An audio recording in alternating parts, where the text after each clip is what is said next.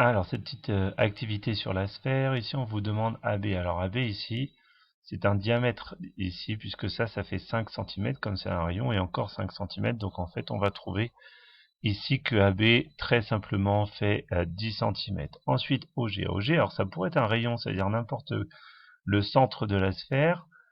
Sur un point de la sphère, ça ferait 5 cm, si on est sûr qu'effectivement, il est sur la sphère. Mais il pourrait très bien aussi être à l'intérieur, et dans ces cas-là, on ne peut pas connaître sa valeur. Donc si on est sûr que G appartient à la sphère, ça fait 5 cm, sinon on ne peut pas le savoir.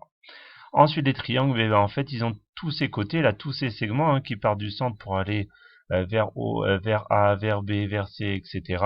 Ce sont des rayons, donc ils mesurent tous 5 cm, ce qui fait que ce sont des triangles qui sont équilatérales. Et comme il y a un angle droit à chaque fois ici, pas équilatéral, pardon, isocèle, donc ça veut dire que ce sont des triangles isocèles rectangles. Ils ont deux mêmes côtés et un angle droit. Ensuite, on vous demandait de tracer la figure, donc du coup, je vais le faire avec le traceur ici. Du coup, vous pouvez le faire de façon beaucoup plus simple sur votre cahier, en traçant d'abord ici les 5 cm.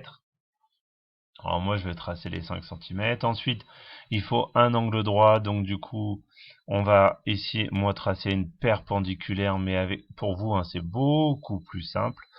Donc ici, si je refais le cercle, je vais avoir 5 cm ici comme ici, et je vais pouvoir tracer mon triangle qui est rectangle et isocèle. Donc voilà ce que je peux avoir. C'est vrai que c'était le point A ici, par exemple.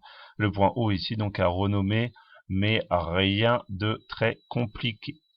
On termine ensuite avec la longueur AF. Alors la longueur AF, en fait ici il y a des angles droits.